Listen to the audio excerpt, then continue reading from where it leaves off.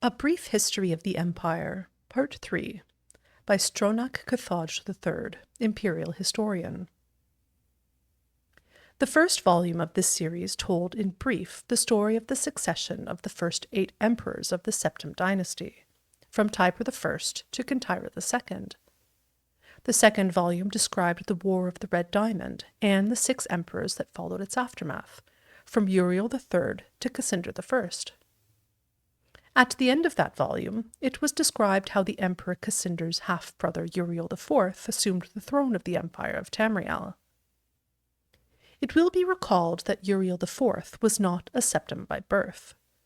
His mother, though she reigned as empress for many years, was a dark elf married to a true septim emperor, Pelagius III.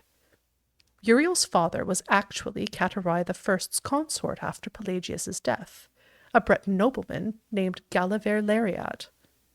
Before taking the throne of empire, Cassandra I had ruled the kingdom of Wayrest, but poor health had forced him to retire. Cassandra had no children, so he legally adopted his half-brother Uriel and abdicated the kingdom. 7 years later, Cassandra inherited the empire at the death of his mother. 3 years after that, Uriel once again found himself the recipient of Cassandra's inheritance. Uriel IV's reign was a long and difficult one.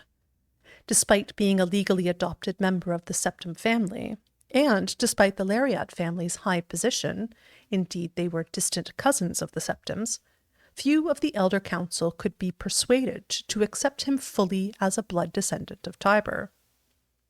The council had assumed much responsibility during Catarai I's long reign and Cassandra I's short one, and a strong-willed alien monarch like Uriel IV found it impossible to command their unswerving fealty. Time and again the council and emperor were at odds, and time and again the council won the battles. Since the days of Pelagius II, the Elder Council had consisted of the wealthiest men and women in the empire, and the power they wielded was conclusive. The council's last victory over Uriel IV was posthumous. Andrak, Uriel IV's son, was disinherited by vote of council, and a cousin more closely related to the original septim line was proclaimed Sepphoris II in 3rd Era 247. For the first 9 years of Sepphoris II's reign, those loyal to Andrak battled the imperial forces. In an act that the sage Araintine called Tibur Septim's Heart Beating No More, the council granted Andrak the High Rock Kingdom of Shornhelm to end the war, and Andrak's descendants still rule there. By and large, Sepphoris II had foes that demanded more of his attention than Andrak. From out of a Cimmerian nightmare, in the words of Araintine, a man who called himself the Camoran usurper led an army of Daedra and undead warriors on a rampage through Valenwood, conquering kingdom after kingdom. Few could resist his onslaughts, and as month turned to bloody month in the year 3rd Era 249, even fewer tried. Sepphoris II sent more and more mercenaries into Hammerfell to stop the usurper's northward march, but they were bribed or slaughtered and raised as undead. The story of the Camoran usurper deserves a book of its own. It is recommended that the reader find Paulo Ilthra's The Fall of the Usurper for more detail.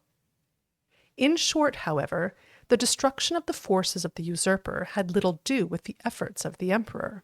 The result was a great regional victory and an increase in hostility toward the seemingly inefficacious empire. Uriel V, Sepphoris II's son and successor, swiveled opinion back toward the latent power of the empire. Turning the attention of Tamriel away from internal strife, Uriel V embarked on a series of invasions, beginning almost from the moment he took the throne, in 3rd Era 268. Uriel V conquered Roscrea in 271, Cathnike in 276, Yenesli in 279, and Esrionet in 284.